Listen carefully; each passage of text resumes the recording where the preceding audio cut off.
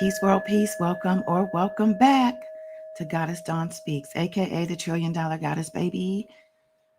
Saturday night. Let me know if you can hear me, please. I see you, Wow Wayne. Can I get a sound check? 1, a 2, a 3. Microphone check. 1, 2, 1, 2. Let me know if you can hear me, and we will jump right on into chapter 10.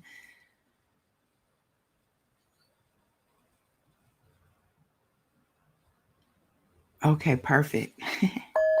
Yeah. What's going on? Hey, Shamina. So Love Queen was supposed to be joining me, but I don't know if she's going to make it. But if she does, the link is, let me just post the link in just in case. Okay, Love Queen, here's the link. If you want to hop up here.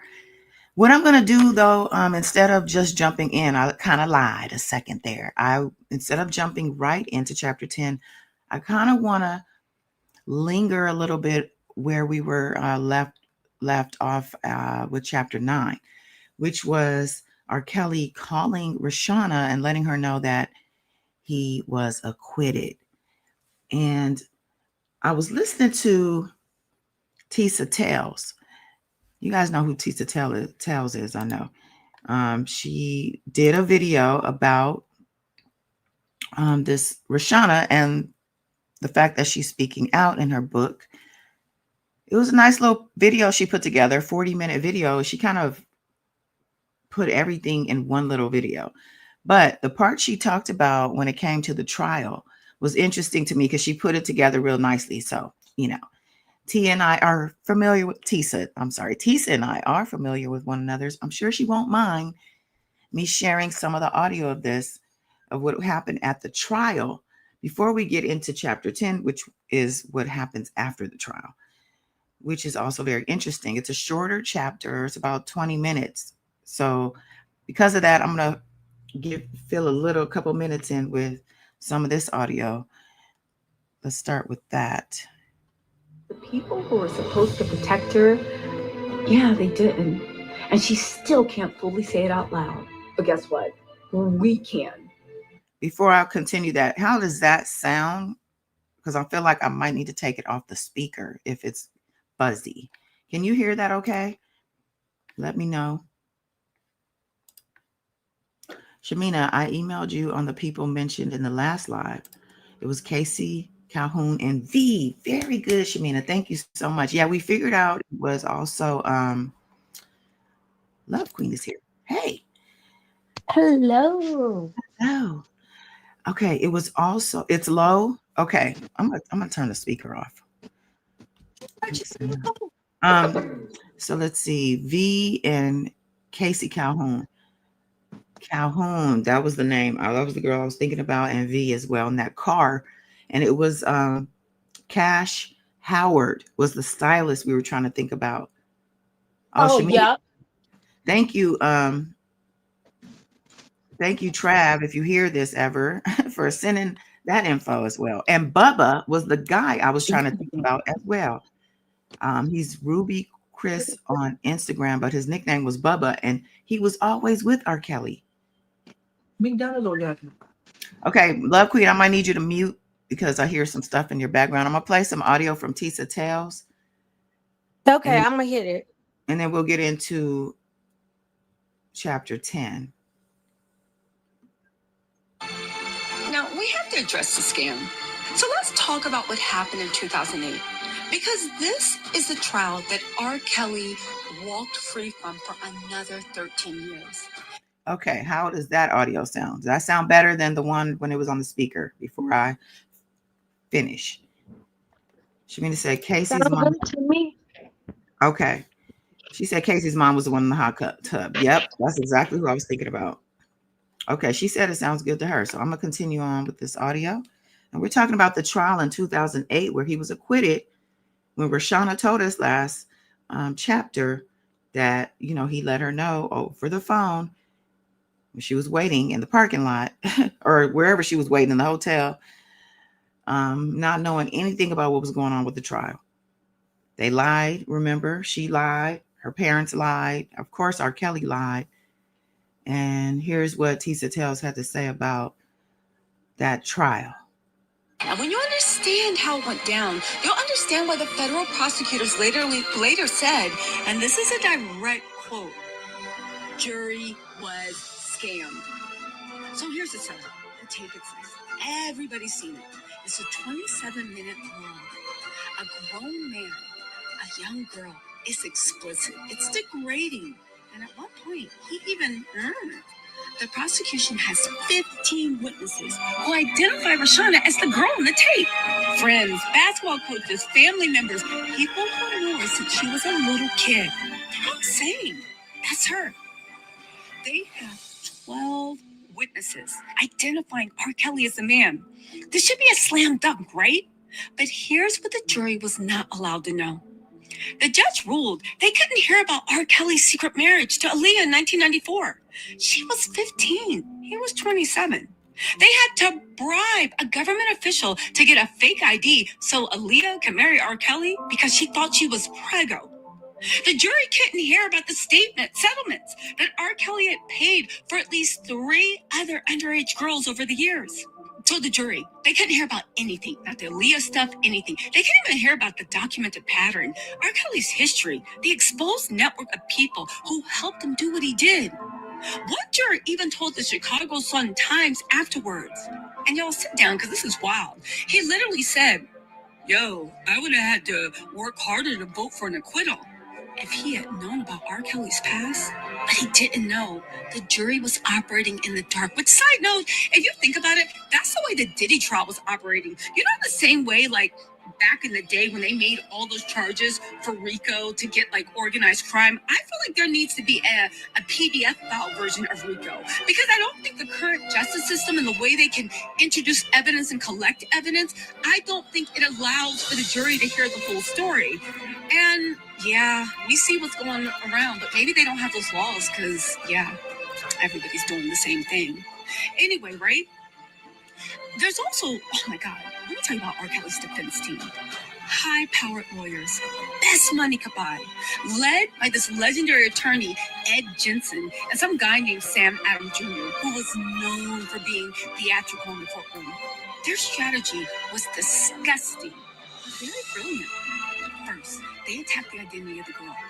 They said, literally, "Yo, that's not Rashana on the tape." They pointed to a mole on R. Kelly's back and said, "It didn't appear on the man in the video."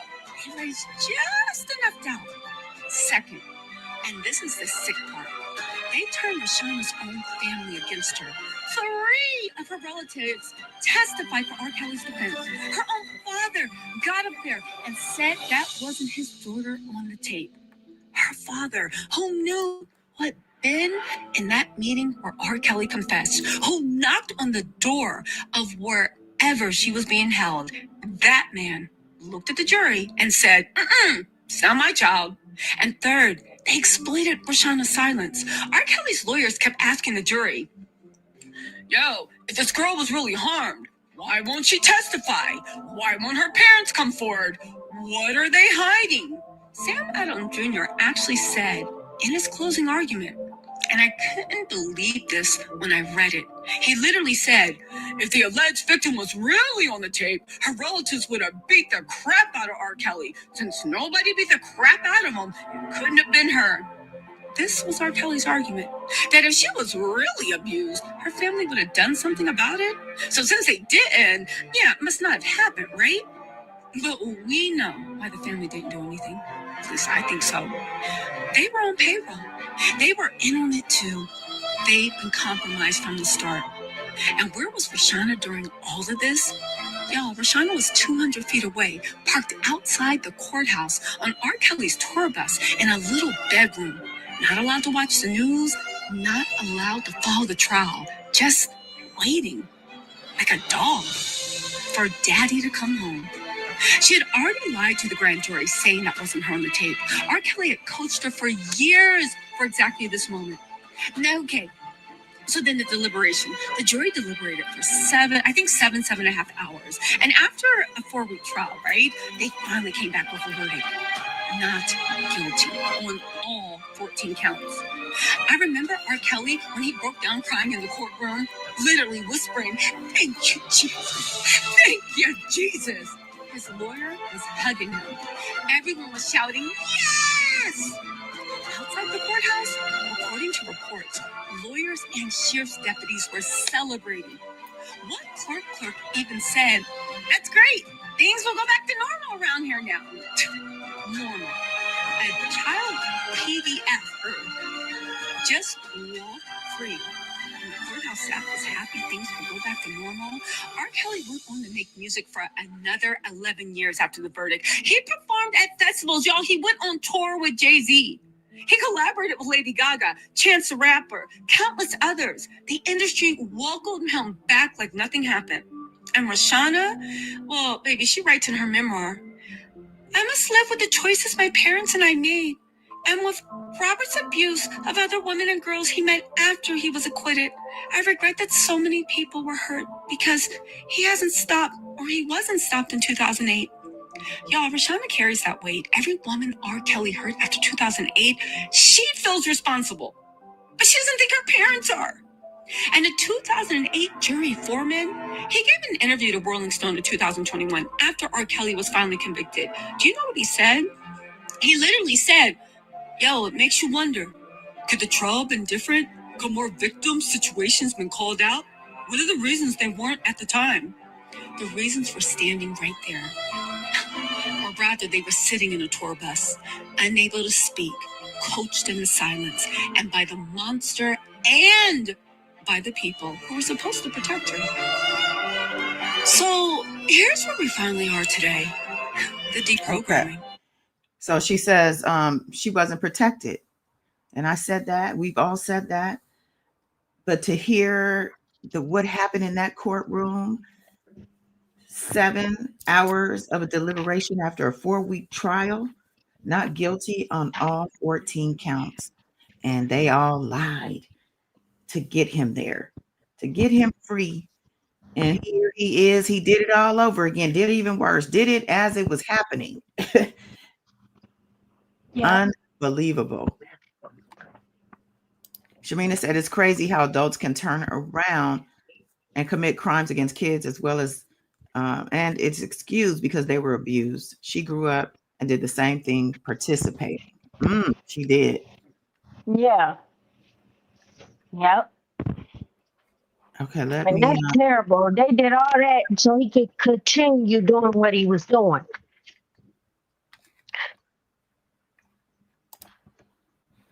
She sure did. She and she regrets it now, and she's, but it's like, damn, like literal lives could have been saved, honestly. Yeah. Had he never done it in the first place, of course, he's the first stop. But these people in this courthouse and the way that whole thing went. Yep. I And was our telling me parents didn't make it no better. That's a good point. it's telling me my screen share audio. I need to restart the browser for the screen share audio so I can play the snippet of the chapter real quick. So hold on, don't leave. Okay. I'm gonna have to jump out and jump back in. Hold on a second.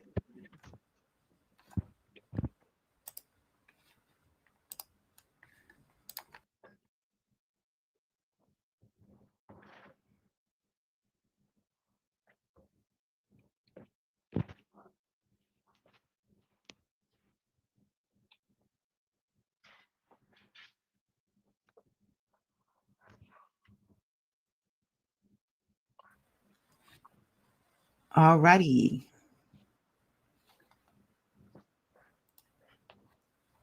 That's the 1, 2, 3. Can you hear me? Yes. All right, cool. All right, let's jump into chapter 10 of this book, child. This book, I'm just glad she did it, Yeah. Me too. It's a lot. Yeah, it is. It's a lot. Yeah. Okay, share.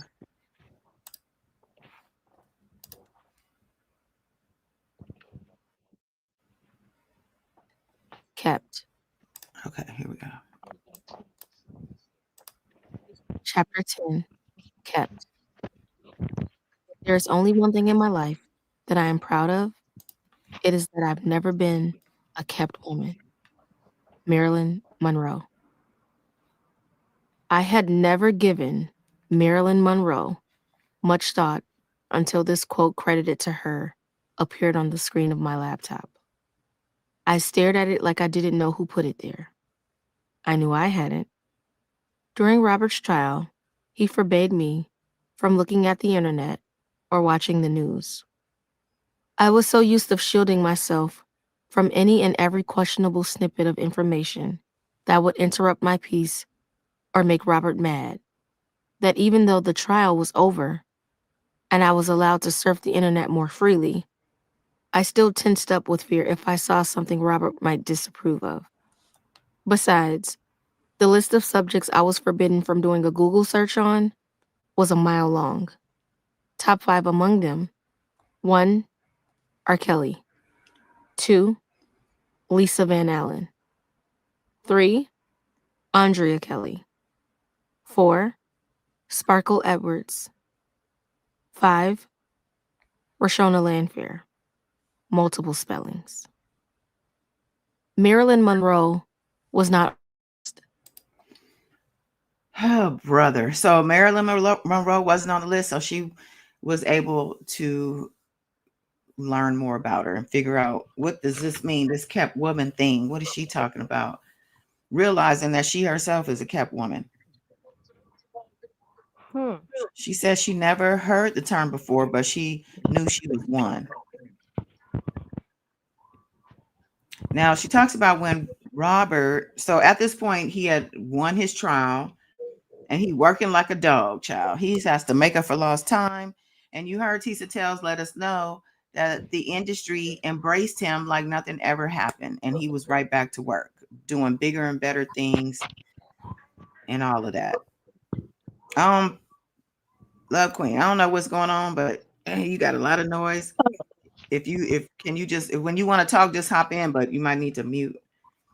Okay. Thank you, babes. Mm-hmm. All right, so she was saying Robert was always working and that the people in his circle were starting to send her pictures of him out partying with other women and all this stuff, I guess trying to let her know that he's doing more than just working. Well, she said that he had placed this combination of bodyguards over her. They took turns, took shifts watching over her during his absence.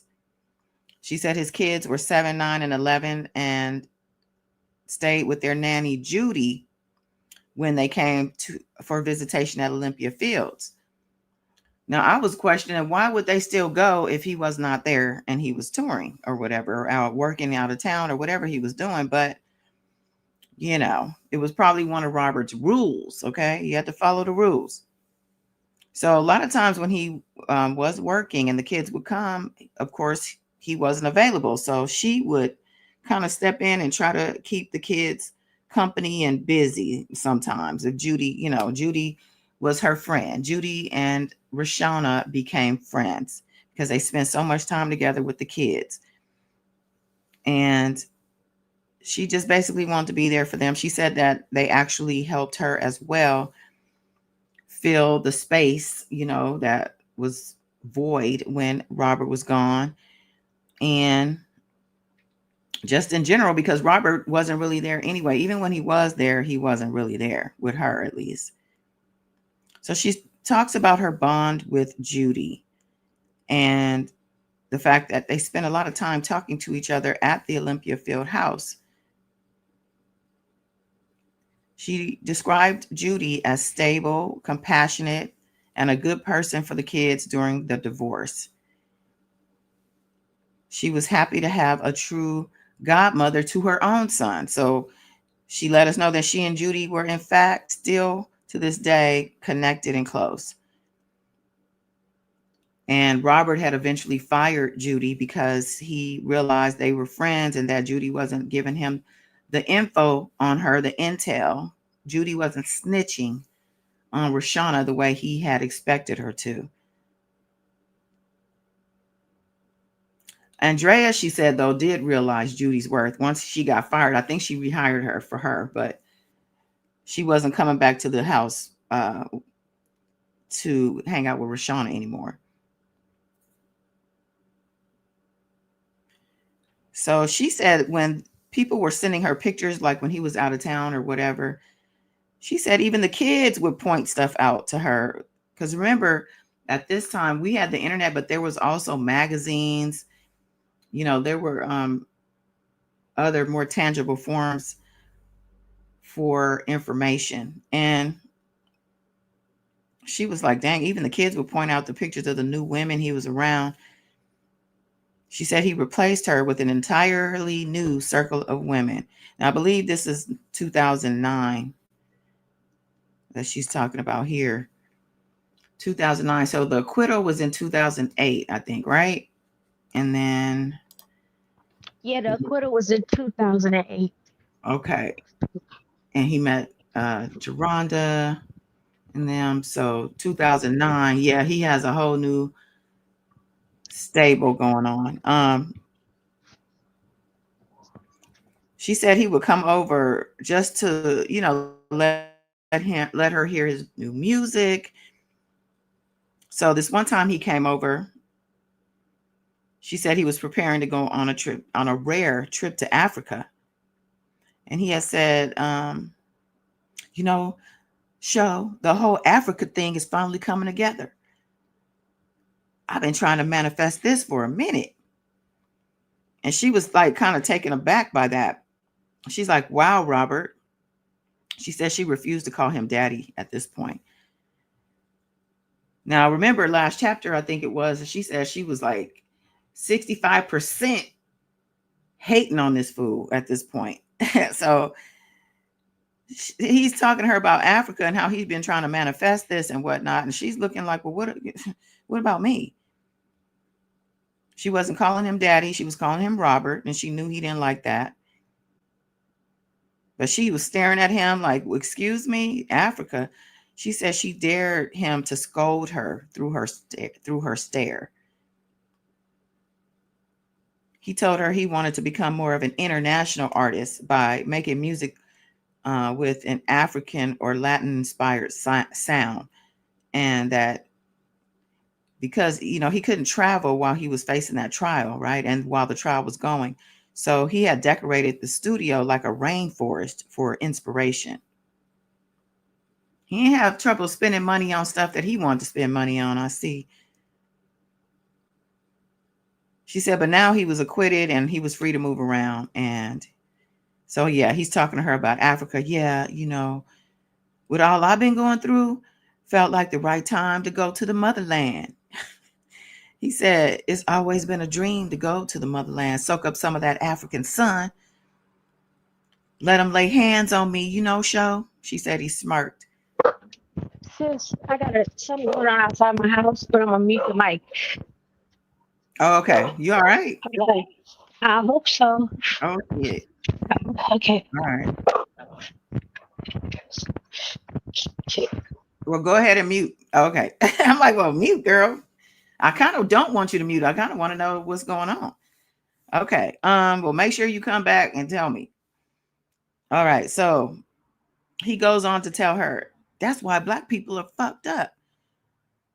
We were torn from Africa, How they gonna do that and expect for people not to be fucked up?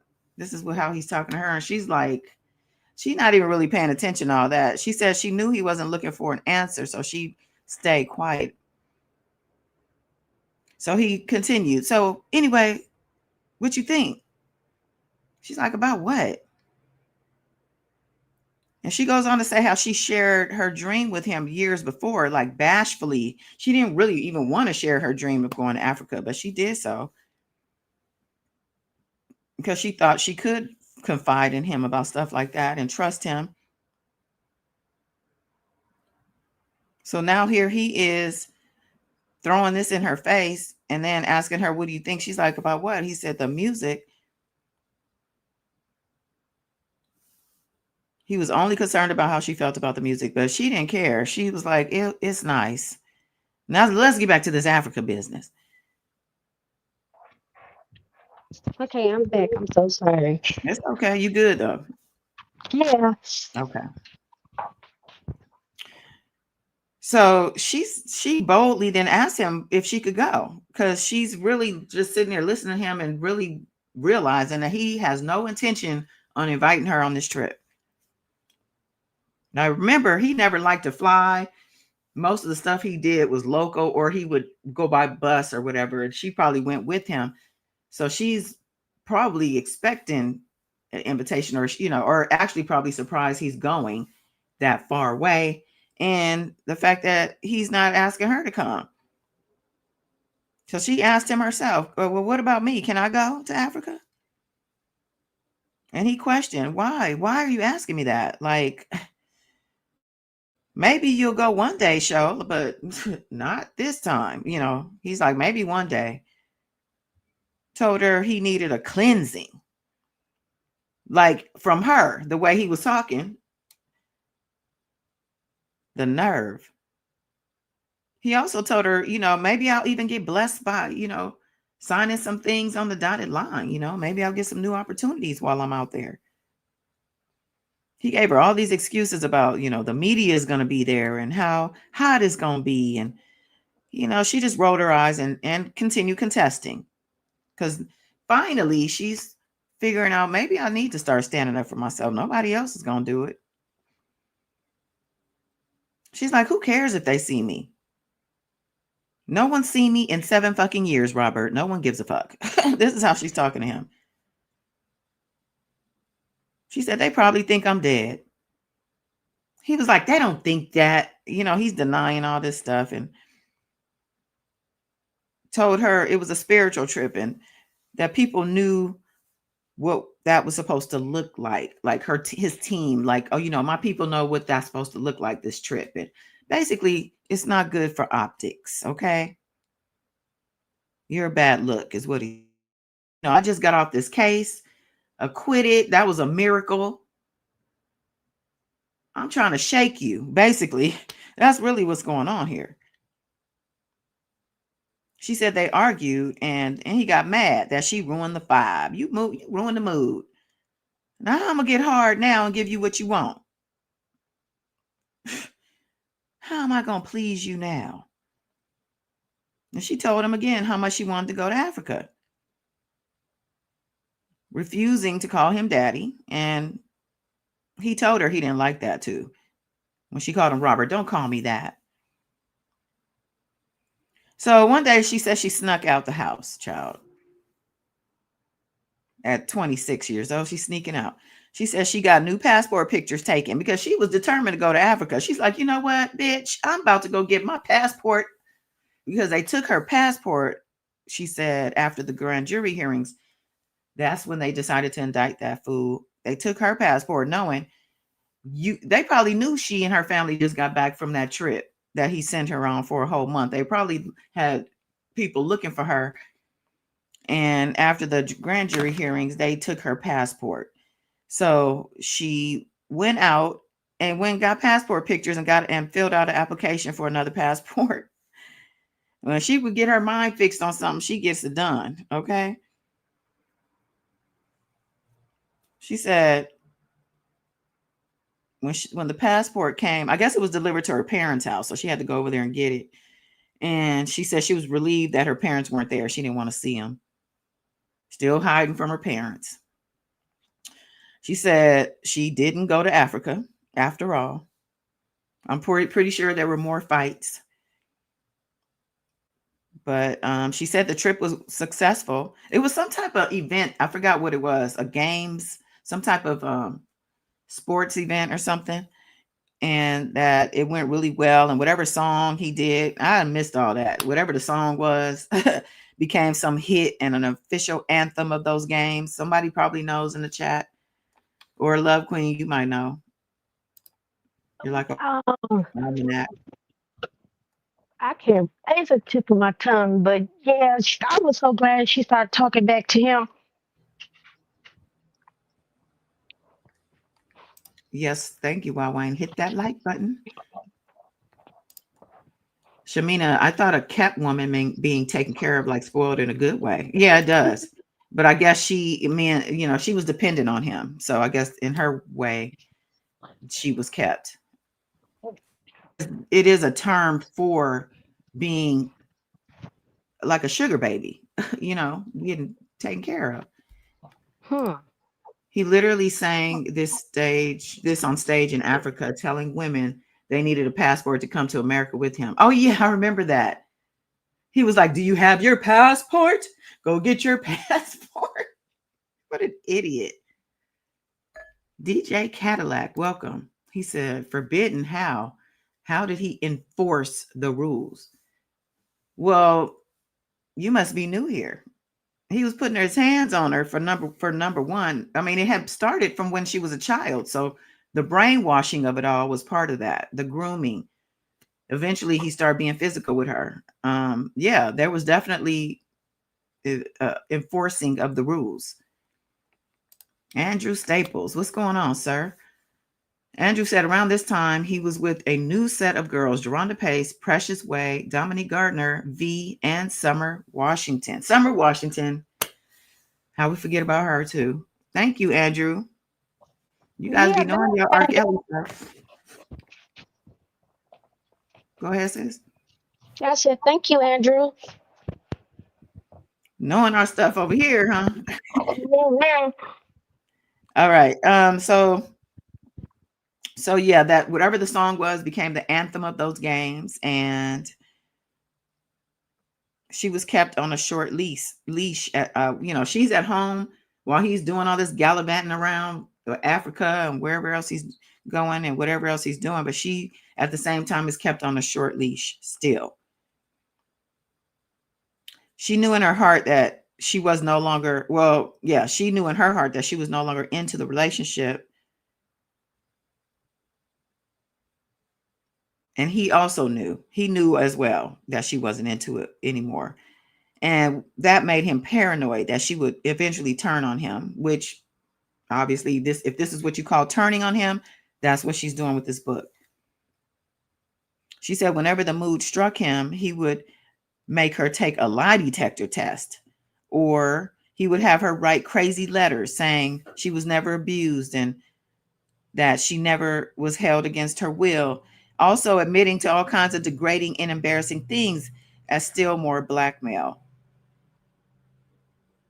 And we remember hearing the victims, survivors, tell us this on the stand during the trials. He had them doing these same things, admitting to stealing. Crazy. He did the same thing for so many decades. Andrew says, "Sign of a Victory." That was the song. Oh, okay. Hmm. He said patterns. Mm-hmm. Yep. Repeated. What is it? Um, he had multiple ones too. Multiple letters or Patterns and tactics and oh yeah. things and how he did. He. Mm-mm. And he He stuck was to a, his rule book, didn't he? He had the rules down pat. Every he girl showed you had to know the rules. that he kept it down packed, running around stinking so bad. I want to say he almost got kicked out of Africa. For being too smelly. Right. He left Yeah. them girls to kill his ass, take turns chopping him up. You I know. I can't imagine sitting on a plane next to him. Oof. Oh, Or ooh, let Lord alone have being mercy. let alone having sex with the man. But Mhm. so she went on to say, whenever the mood struck him, he would make her take a lie detector test and do all the stuff that we just said. And she then let us know that at this point she had no money. She's 26 years old, broke, no money, no bank account, no education. The last 2 years of high school, she spent homeschooled and hiding out and laying up under him. She said she did okay in school. She got by. Remember, it was her mom and her cousins who were teaching. So she said, but she didn't learn much, you know. She just kind of skated by. AP, what's going on? AP said R. Kelly was psychotic, to say the least. So she didn't learn nothing at school, so she didn't have any skills. She didn't know anything. She didn't hold a job. The only job she had was when she was an artist, when she was a kid. She said she had, at this point, too much independence. She didn't know what to do with it. She was thinking about the music, but she was like, well, damn, he'll probably ruin my reputation if I try to do music.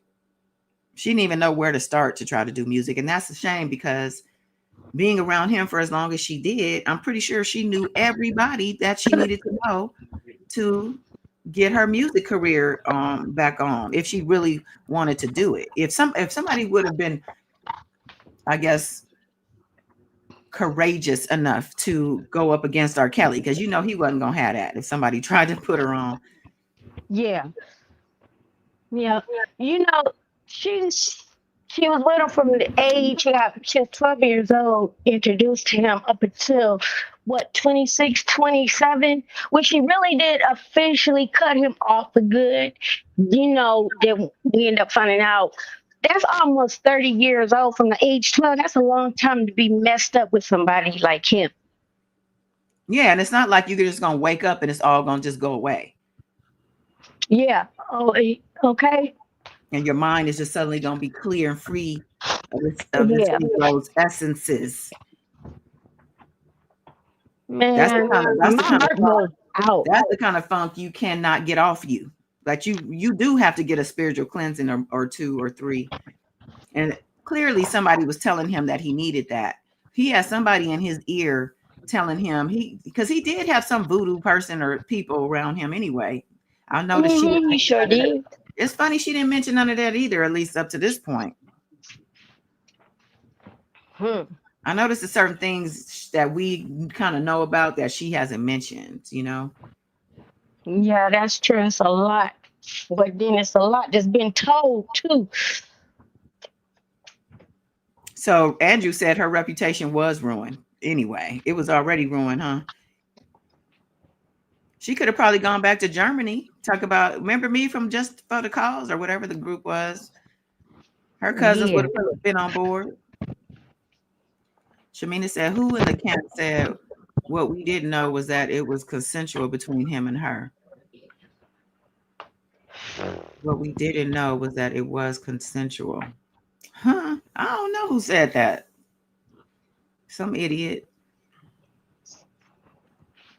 She said that, she's out here finally, trying to do things independently, but the only person she ever really had was Robert. She doesn't have anybody. She doesn't have a circle of people. Like, she doesn't have anybody to lean on.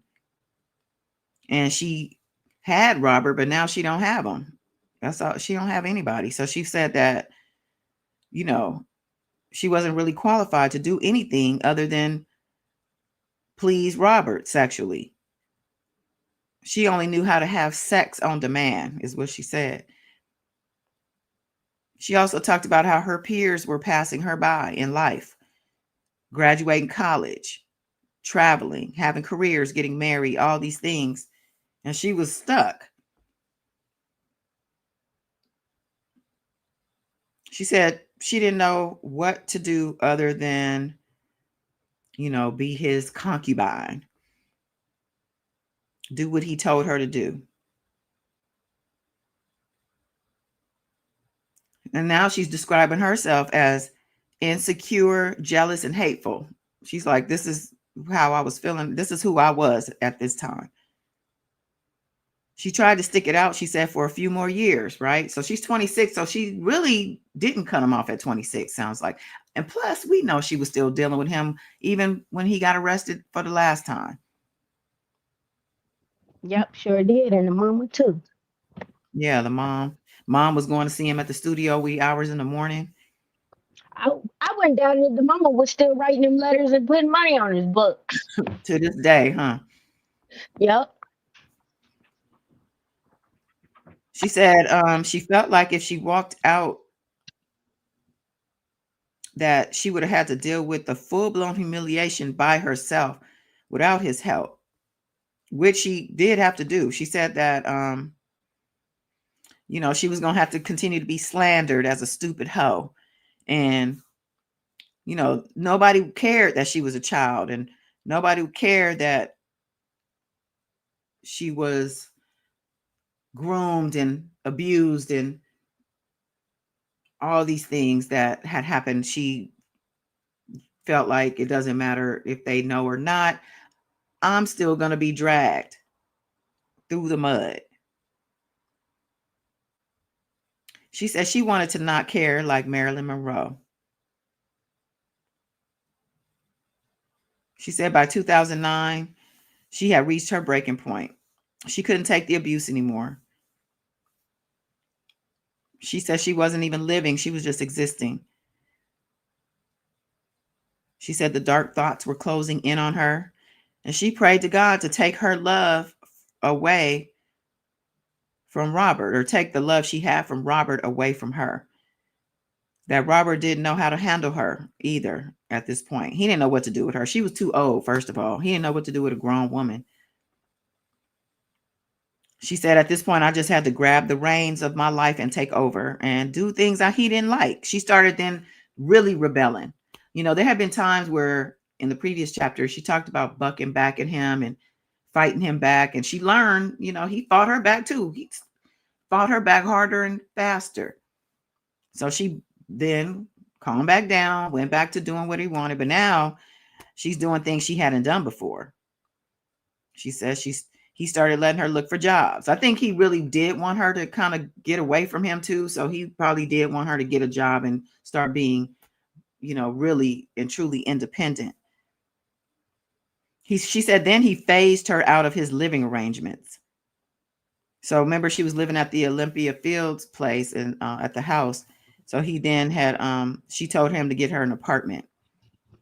Yeah. Yeah. He didn't got what he wanted and everything. He was gonna hit the dust anyway. Oh, he was. And he had got away. Yeah.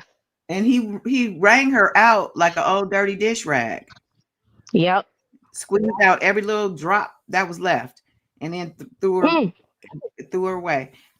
And he had to do it in a way where, like she said, he let me look for jobs. Because if he would have just really kicked her to the curb cold turkey, like where to the point where she was even on the streets, where I don't see that happening. It seemed like her family, I don't see her doing that. But he would have looked like a real monster had he really done it like that. He had to try to seem like he was trying to help. Yeah, I But guess. she was like, yeah, then I started dressing seductively and flirting with other men and being promiscuous at this point. She's like, fuck him. I'm about to show these niggas what he showed me. Yeah. And she said Robert saw exactly what she was doing. So yeah, she was saying that about the apartment. Not only did she tell him, she insisted that he get her an apartment, she said. He probably busted a nut on that. Oh, she telling me what to do and manhandling me. Oh, right. And he probably took it out on Geronda and them. Oh, Lord have mercy, Jesus. He probably did. Yeah, After he dealing with her. did. Yeah, he dealt with her and then went over to Geronda's and had her bend him over. Yeah. That poor girl. So then she talks about how her mind was just so messed up, even though she left him, she still wasn't really free. She knew she had deficits. And I think she kept saying deficits. I think she meant debt, like she's in debt. And that it was those deficits that kept her bound to him. She said she needed his money to pay her rent. And now that she was living on her own and forced to make decisions for herself, she didn't realize how bad that she was at it. She didn't know what she was doing. Nobody had ever showed her, and he never did it for himself. So he couldn't have showed her. She needed a Daryl McDavid, even though I think Daryl McDavid was a thief. So she said every day he didn't tell her who she was to him, she would stare in the mirror and saw all that she wasn't. It's like she didn't see the value in herself outside of him.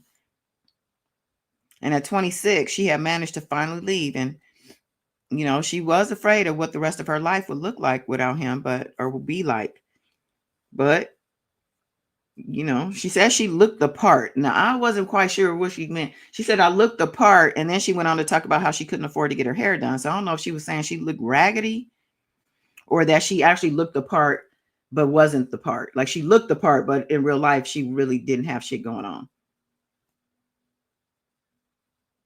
She couldn't even afford to get her hair done, she said. She didn't have anybody else to rely on but him, and she couldn't even ask him to help her with that. She said she learned to depend on him for everything. And I just don't understand why. She said she insisted on him getting her apartment. Why she didn't insist on a stipend or what is it called? A allowance or something. More money. Why she didn't get money from this fool? I think because how he treated her. I think it stunted her growth a little bit. It You did. know, she's a grown 31-year-old man. You 12 years old. Andrew said a voucher. Andrew. Mm. Oh, they said the feds had got her one. Oh, I'm sorry. We talking about R. Kelly. He said R. Kelly should gave her. What if he did make up R. Kelly vouchers, like food And then stamps? his doggish ass would have kept him for himself because he'd have been trying to take him to the McDonald's. Here's a book of And vouchers. McDonald's, yeah, McDonald's needs to sue the fuck out of him for using that company and name. He ain't even donate at the cash register in the damn donation box. But you up in there doing all this bullshit. That's where he met nephew. Yeah. I think he Ugh. was like 15 years old. Had him crawling or whatever that boxing ring he had in that gym he built or whatever. Mm. So she was talking about, not only depending on him for tangible things, but she also had to depend on him for her own thoughts. She said it was hard learning to be a woman alone in the world at 26. So you guys remember Alyssa? We talked about Alyssa, I think last chapter. This chick, Alyssa, she admired this girl because this girl was popping off at the mouth about how, Robert would, R. Kelly would, she probably called him Kales. Kales he would never do that to me. I would never allow that shit. You better show him what you know. You better shake your money maker and make him work for it. She telling her all this bad advice. She said she kind of held back on telling her stuff, but now she let us know that she's still friends with this girl. She said that Alyssa was one of her only bright spots during a very dark time, and that their friendship managed to outlast her shared connection to Robert. I remember in another chapter she said, or last chapter, I guess she said Alyssa, she didn't want to say too much because she didn't know if Alyssa still talked to Robert. But she said Alyssa became her peer mentor, and she says peer a lot. Peer mentor, and that Alyssa was a hairstylist by profession. So even if she didn't have the money, she could do her hair. And that made me think, okay, well, she just became a user just like Robert showed her. Because I kind of didn't felt like that's the only reason you really was hanging out with that girl still is because she could do your hair. Yeah. Telling. And then the way he had them manipulating each other, playing two hands to the middle, and all of that stuff. That made them all question and not trust each other, even though they all was getting messed up by him, Exactly. mentally, physically, and emotionally. Which is why I know that she really probably only hung on to this girl to use the girl. I'm just saying that because just like you said, she didn't even like how she was talking about Lisa Van Allen. They were jealous of each other and all this stuff. She Hmm. also was probably feeling like that about Alyssa because she didn't say Alyssa was intimate with them, but I'm pretty sure she was. Yeah. And Alyssa, she said she had to hold back on certain things she was telling her because she didn't know, if she was going to go back and tell him or not. So she didn't trust her. Yeah, So that's true. you wanted to get your hair done and have somebody, and plus she probably did want a friend. I mean, Alyssa maybe gave her something to aspire to as far as her attitude and the way she was independent. She had her own business, or well, she was doing hair and living her own little free life. Yeah, because she did mention that she was like, I wish I could leave and go as I please. And she was like, why can't you? Yeah, She was what's your like, you problem? know he ain't gonna let me go. She Lisa Hey, was hey, probably like, girl. pay you up early, huh? Happy Sunday. Andrew said, "Are Alyssa and Rashona the same age?" That I don't know. That's an interesting question, but I don't. I remember her telling Alyssa in the book. She said she told Alyssa, you met him as a grown woman, though, didn't you? Unlike me, who met him as a kid, at 12 or whatever. And it sounded like they could have been around the same age. Maybe not exactly the same age, probably in the same age range. I'm pretty sure she probably was her age, though. They met when she was probably already after she was 20. She was already an adult, so they probably were the same age. She might have been younger than Rashona. But that's all that is to that chapter. And that's all I got. You have anything else you want to add? I just want to say thank you, and I'm so sorry about my background. It's the washer and dryer. It's okay. I don't hear anything right now. It was Oh, all okay. good. No worries. Well, Yeah, everybody, thank you for your time, and thank everybody for always joining in, no matter what time, night, day, or holiday. exactly. And also, chapter 11 is like another long chapter. It's like 40 minutes. This one was like 20 minutes, so it's double. So we're going to take some time Oh. tomorrow, listen to that chapter, and we will be back, or I will be back. I don't know. Mhm. I can't speak for others, but Love Queen is always invited, as and if anybody else want to come up here and talk, we are happy to have you. Drop the link for you Yeah, too. All right, come Cam said on. Cam will be back for the next chapter. Appreciate you. And yeah, like, share, subscribe. We'll see you tomorrow. Bye. Or later today, actually. Happy Sunday, y'all. Yeah, Peace. happy Sunday.